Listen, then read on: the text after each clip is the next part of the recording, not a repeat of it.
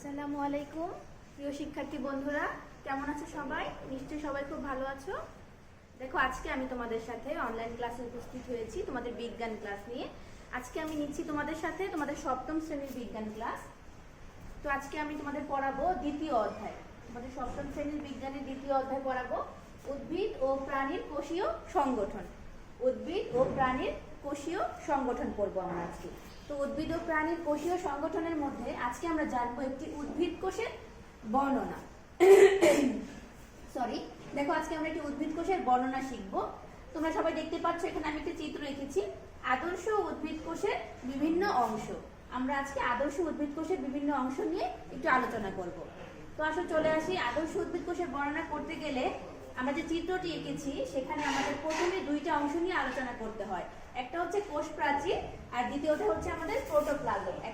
এক নম্বরে হচ্ছে সমস্ত উদ্ভিদ কোষটাকে যদি আমরা বর্ণনা করতে যাই তো আমরা এটাকে প্রথমে দুইটা অংশে ভাগ করতে পারি। এক নম্বর হচ্ছে কোষ প্রাচীর, দ্বিতীয় হচ্ছে প্রোটোপ্লাজম। এক নম্বরে বললাম কোষ প্রাচীর আর দুই নম্বরে বললাম কি প্রোটোপ্লাজম। তো আসলে প্রথমে একটু কোষ প্রাচীর নিয়ে আলোচনা করি। উদ্ভিদ কোষের ক্ষেত্রে কোষ ঝিল্লির বাইরে জড় পদার্থ দিয়ে তৈরি একটি পুরু প্রাচীর থাকে। কি বলেছে? উদ্ভিদ কোষের ক্ষেত্রে কি হয়? কোষ ঝিল্লির বাইরে জড় পদার্থ দিয়ে তৈরি একটি ঝিল্লি থাকে। দেখো, আমি এখানে দেখো বাইরের দিকে যে দেখো দাগ দিয়েছি সেগুলো হচ্ছে কি কোষ প্রাচীর। আমাদের কি বলেছে? জড় পদার্থ দিয়ে তৈরি একটি ঝিল্লি থাকবে। জড় পদার্থ দিয়ে তৈরি ঝিল্লি থাকবে, সেই ঝিল্লিটাকেই বলা হয় কি কোষ প্রাচীর। দেখো শেষের যে অংশটা সেটাকে লিখেছি কি কোষ প্রাচীর, অর্থাৎ জড় পদার্থ দিয়ে তৈরি বাহিরের দিকে যে একটা ঝিল্লি আছে সেটাকেই আমরা বলবো হচ্ছে কোষ প্রাচীর। এটা কি দ্বারা তৈরি? সেলুলোজ দিয়ে তৈরি। এই জিনিসটা হচ্ছে সেলুলোজ দিয়ে তৈরি। প্রাণী কোষে এই ধরনের প্রাচীর থাকে না। উদ্ভিদ কোষে কোষ প্রাচীর থাকে, তবে প্রাণী কোষে কি হয় না? প্রাণী কোষে এই ধরনের কোনো কোষ প্রাচীর থাকে না। প্রাণী কোষে এই ধরনের কোষ প্রাচীর থাকে না। কোষের সজীব অংশকে রক্ষা করাই, তবে প্রাণী কোষের ক্ষেত্রে কি হয়? প্লাজমা পর্দা থাকে। কি বললাম আমরা? উদ্ভিদ কোষে যেটা হচ্ছে আমাদের কোষ প্রাচীর, প্রাণী কোষে আবার সেই জিনিসটা আমাদের যেটা থাকবে, যে সামান্য একটা আবরণ দিয়ে ঢাকা থাকে ভিতরে সজীব অংশটা, সেটাকে বলা হয় কি প্লাজমা পর্দা। সেটাকে বলা হবে প্রাণী কোষের ক্ষেত্রে প্লাজমা পর্দা। এখন এই কোষ প্রাচীরের কাজ কি? এই কোষ প্রাচীরের কাজ হচ্ছে ভিতরে যে সজীব অংশগুলো রয়েছে, ভিতরের সমস্ত সজীব অংশকে রক্ষা করাই তার প্রধান কাজ। তাহলে আমরা কি জানলাম? কোষ প্রাচীরটা প্রথমে জানলাম কি কোষ প্রাচীর কোথায় থাকে? শুধুমাত্র উদ্ভিদের দেহে থাকে। আর উদ্ভিদের দেহে এটা কিরকম থাকে? এটা একটা জড় পদার্থ দ্বারা তৈরি। এটা একটা জড় পদার্থের তৈরি ঝিল্লি। জড় পদার্থের তৈরি একটি ঝিল্লি হচ্ছে কোষ প্রাচীর। কি দ্বারা তৈরি? সেলুলোজ দ্বারা তৈরি। আর এর কাজ কি? এর প্রধান কাজ হচ্ছে ভিতরের সজীব অংশকে রক্ষা করা। ভিতরের যে সমস্ত সজীব অংশটা আছে তাকে রক্ষা করাই হচ্ছে আমাদের কোষ প্রাচীরের প্রধান কাজ। তো আমরা কোষ প্রাচীর জানলাম। আরেকটা ব্যাপার জানলাম কি উদ্ভিদ কোষের ক্ষেত্রে কি থাকে? কোষ প্রাচীর থাকে, যেটা কিনা প্রাণী কোষে থাকে না। প্রাণী কোষে যেটা থাকে কোষ প্রাচীরের বদলে তাকে আমরা কি বলি? প্লাজমা পর্দা বলি। তো কোষ প্রাচীর আমাদের শেষ হয়ে গেল। তো চলে আসো প্রোটোপ্লাজমে। প্রোটোপ্লাজমের ক্ষেত্রে কি হয়? প্রোটোপ্লাজম হচ্ছে কোষের অর্ধ তরল জেলির মতো আঠালো ও দানাদার বর্ণহীন সজীব অংশ। প্রোটোপ্লাজমটা অবশ্যই সজীব অংশ। সেটা কিরকম থাকবে? আঠালো থাকবে, অর্ধ তরল থাকবে, জেলির মতো আঠালো দানাদার বর্ণহীন সজীব অংশকে আমরা প্রোটোপ্লাজম বলি। অর্থাৎ প্রোটোপ্লাজম কাকে বলবো আমরা? দেখো, দানাদার অংশ থাকবে, অর্ধ তরল থাকবে, জেলির মতো থকথকে থাকবে এবং বর্ণহীন হবে। তাকে আমরা কি বলবো? প্রোটোপ্লাজম বলবো। প্রোটোপ্লাজমে নানাবিধ বিক্রিয়ার ফলে জীবনের বৈশিষ্ট্যগুলো পরিলক্ষিত হয়। এটি বিভিন্ন জৈব ও অজৈব যৌগ সমন্বয়ে গঠিত। প্রোটোপ্লাজমে পানির পরিমাণ থাকে শতকরা 70 থেকে 90, 67 থেকে 90 ভাগ থাকে আমাদের প্রোটোপ্লাজম। প্রোটোপ্লাজমের ভিতরে যে পানিটা থাকে তার পরিমাণ হচ্ছে কত? প্রায় 67 থেকে 90 ভাগ। প্রায় 67 থেকে 90 ভাগ হচ্ছে এর পানির পরিমাণ, জলীয় অংশের পরিমাণ। এখন এই প্রোটোপ্লাজমকে আবার জানো, ভিতরে যে সমস্তটাই হচ্ছে প্রোটোপ্লাজম, এই প্রোটোপ্লাজমকে আবার দুইটা ভাগে ভাগ করা যায়। এই প্রোটোপ্লাজম কোষের প্রধান দুটি অংশ হচ্ছে কি সাইটোপ্লাজম আর নিউক্লিয়াস। এই সমস্ত প্রোটোপ্লাজমটাকে, এই যে ভিতরে সজীব অংশ সম্পূর্ণটাকেই আমরা একত্রে বলছি প্রোটোপ্লাজম। আবার এই সম্পূর্ণ প্রোটোপ্লাজমটাকে আমরা দুই ভাগে ভাগ করতে পারি। একটা ভাগ হচ্ছে সাইটোপ্লাজম, দেখো একটা ভাগ হচ্ছে সাইটোপ্লাজম, আরেকটা হচ্ছে কি নিউক্লিয়াস। একটা ভাগ হচ্ছে সাইটোপ্লাজম, একটা ভাগ হচ্ছে নিউক্লিয়াস। সাইটোপ্লাজমের ভিতরে আবার দেখো কতগুলো জিনিস থাকে। সাইটোপ্লাজমের ভিতরে থাকে plastid, mitochondria, Golgi body, endoplasmic জালিকা, রাইবোজোম, লাইসোজোম, সেন্ট্রিওল। সাইটোপ্লাজমের ভিতরে অনেকগুলো অংশ থাকে, তাদের নাম আমরা জানলাম কি কি? Plastid, mitochondria, Golgi body, endoplasmic জালিকা, রাইবোজোম, লাইসোজোম আর সেন্ট্রিওল। তো জেনে নিয়ে আসো সাইটোপ্লাজমটা কোন অংশটুকুকে সাইটোপ্লাজম বলবো। কোষের প্রোটোপ্লাজমে নিউক্লিয়াসের বাইরে জেলির মতো অংশকেই বলবো কি সাইটোপ্লাজম। কোষের যে আমাদের প্রোটোপ্লাজম আছে সেই প্রোটোপ্লাজমের যে নিউক্লিয়াসটা আছে সেই নিউক্লিয়াসের বাহিরে, নিউক্লিয়াস বাদ দিয়ে এই দেখো এখানে দেখেছি আমি, এটা হচ্ছে কি আমাদের নিউক্লিয়াস। এই নিউক্লিয়াসটাকে বাদ দিয়ে বাকি যে অংশটা পাচ্ছি, জেলির মতো থকথকে অংশ পাচ্ছি, সেই সম্পূর্ণ অংশটাকে আমরা বলি কি সাইটোপ্লাজম। আর এই সাইটোপ্লাজমের ভিতরে দেখো বিভিন্ন অঙ্গাণুগুলো থাকে। প্লাস্টিড, দেখো এখানে একটা প্লাস্টিড রেখেছি। তারপর দেখো মাইটোকন্ড্রিয়া, এখানে দেখো মাইটোকন্ড্রিয়ন এঁকেছি। মাইটোকন্ড্রিয়াকে এক বচনে বলা হয় কি মাইটোকন্ড্রিয়ন বলা হয়। তারপর দেখো গলজি বডি এঁকেছি আমি, এন্ডোপ্লাজমিক জালিকা এঁকেছি, রাইবোজোম আছে, লাইসোজোম আছে, সেন্ট্রিওল আছে, এগুলো সবই আছে কি কোষ আমাদের এই উদ্ভিদ কোষের মধ্যে।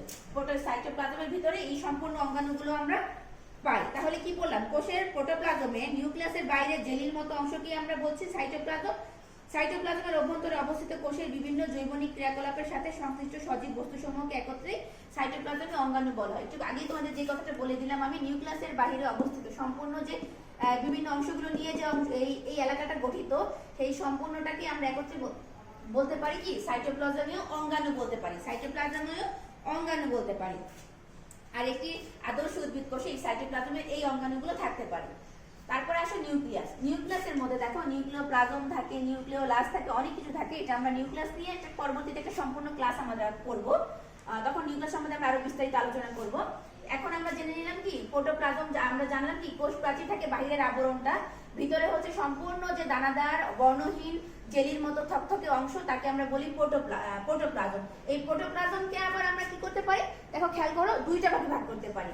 প্রোটোপ্লাজমকে দুইটা ভাগে ভাগ করতে, একটা হচ্ছে সাইটোপ্লাজম, একটা হচ্ছে আমাদের নিউক্লিয়াস। নিউক্লিয়াস তো বললাম যে দেখো গোলাকার যে অংশটা সেটা হচ্ছে আমাদের নিউক্লিয়াস। এই নিউক্লিয়াস ছাড়া যে বাকি অংশগুলো থাকে, সম্পূর্ণ অংশটা, এটাও কিন্তু কি দানাদার থকথকে জেলির মতো অংশ আছে। এই সম্পূর্ণটাকে বলবো কি সাইটোপ্লাজমীয় অঙ্গাণু, একত্রে বলবো সাইটোপ্লাজমীয় অঙ্গাণু।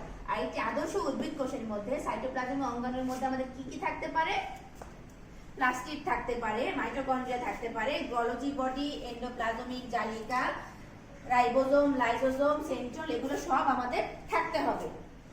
তারপর আসো আমরা কোষ গহ্বর। দেখো এই যে একটা বড় ফাঁকা জায়গা দেখছি না আমরা, এই ফাঁকা জায়গাটার নাম কি জানো, এটা হচ্ছে কি কোষ গহ্বর। দেখো এই ফাঁকা জায়গাটার নাম হচ্ছে আমাদের কোষ গহ্বর। এই কোষ গহ্বরের কাজ কি, এখন আসো একটু এটা জেনে নিই।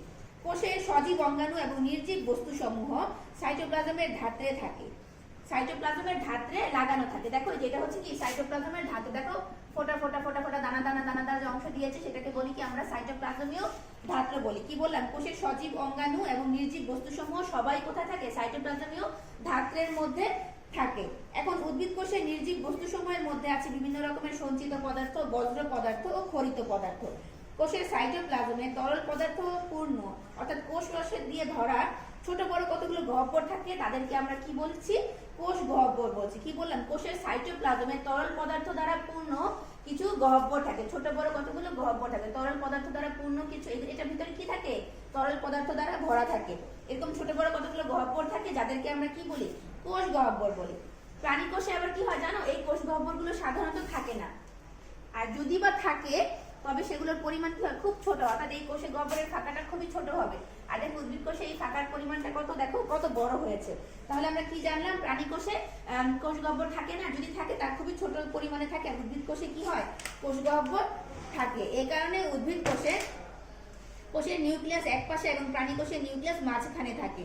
দেখো এই কারণে কি হয়, উদ্ভিদ কোষের নিউক্লিয়াসটা দেখো একটা সাইডে আছে, আর যখন আমরা প্রাণী কোষের চিত্র দেখবো তখন দেখবো কি সেই প্রাণী কোষটার মধ্যে নিউক্লিয়াসটা কোথায় থাকবে, মাঝ বরাবর থাকবে। আমরা এগুলো জেনে নিলাম। দেখো এখান থেকে কিন্তু আমরা মোটামুটি, আচ্ছা এখানে একটু আগে জেনে নিই, নানা প্রকার জৈব অ্যাসিড, লবণ, শর্করা, আমিষ ইত্যাদি কোষ গহ্বরে দ্রবীভূত অবস্থায় থেকে কোষরস প্রস্তুত করে। কিভাবে ওরা কোষরস প্রস্তুত করে, কোষ গহ্বরের ভিতরে বিভিন্ন ধরনের জৈব অ্যাসিড, লবণ, শর্করা, আমিষ ইত্যাদি কোষ গহ্বর ইত্যাদি কি করে, ইত্যাদি কোষ গহ্বরে দ্রবীভূত অবস্থায় থেকে কোষরস আমাদের প্রস্তুত করছে। তো আমরা কোষ গহ্বরে জেনে নিলাম। এখানে দেখো আমরা যদি এই চিত্রটা থেকে আমরা কি করছি, উদ্ভিদ কোষ আর প্রাণী কোষের যে তুলনা সেটাও কিন্তু পেয়ে গেলাম। কিভাবে পেয়ে গেলাম বলতো, আমরা জানলাম উদ্ভিদ কোষের দেহে কি থাকে, উদ্ভিদ কোষ কোষ প্রাচীর দ্বারা আবৃত থাকে, আর প্রাণী কোষে কি থাকে না, কোষ প্রাচীর থাকে না। কোষ প্রাচীরের বদলে কি থাকছে, আমাদের প্লাজমা মেমব্রেন থাকছে।